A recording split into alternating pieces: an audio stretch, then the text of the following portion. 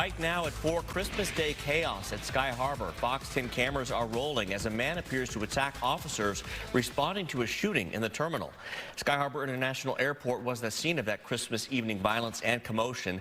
3 people were shot, another stabbed during what police say was a family argument that escalated. And not long after that, a man was arrested after getting into a fight with police in the very same terminal. Fox 10's Nicole Christine joins us live from the airport tonight to sort out all of this chaos that unfolded late last night. Nicole.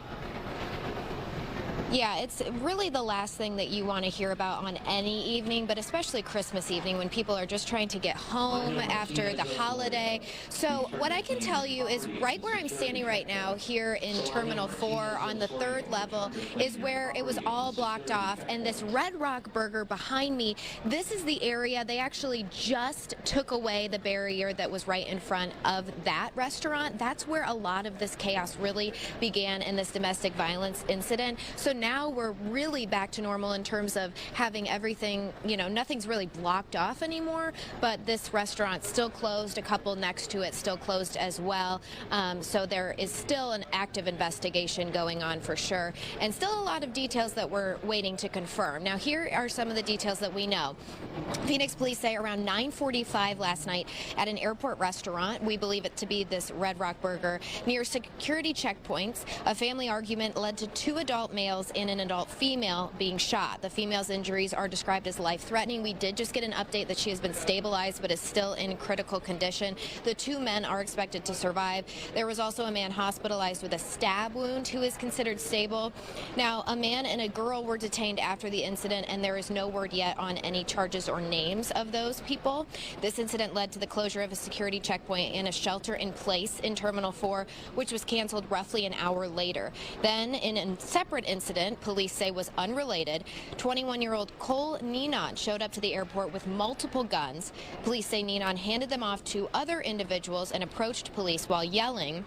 An officer tried to verbally tell him to stop, and then a fight broke out, during which police say Ninon spat on that officer and struck him. Now, 3 guns were impounded, according to police. Ninon was booked on an aggravated assault charge. Of course, this all happening on Christmas evening, causing quite the chaotic scene and a lot of reaction from travelers and workers. Check it out.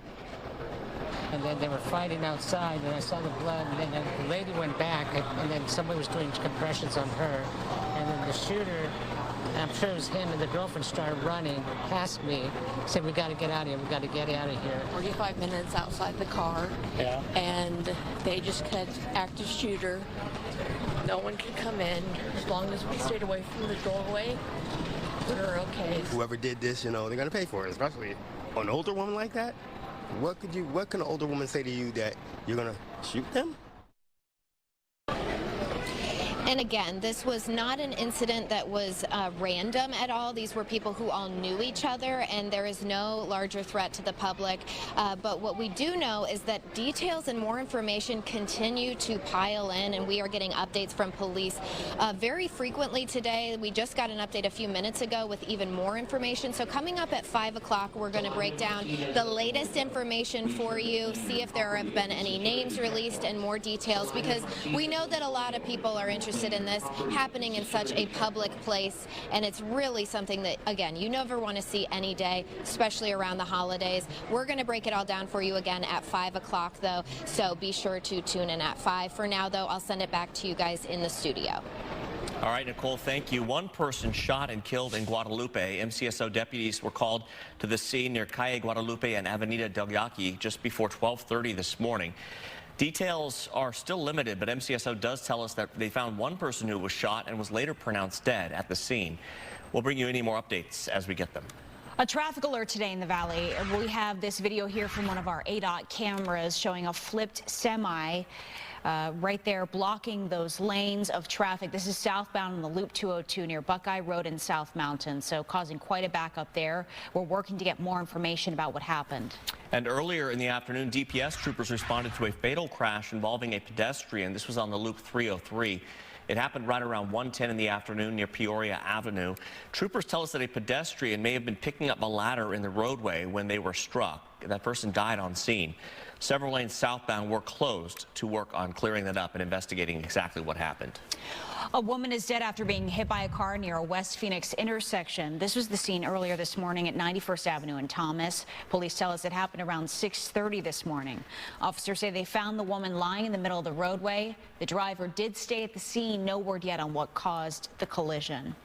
We'll take a live look now outside from our tower camera in downtown Phoenix, and it's looking a little bit kind of hazy out there, but you can see the blue skies and it's feeling great. Temperature 64, so not bad.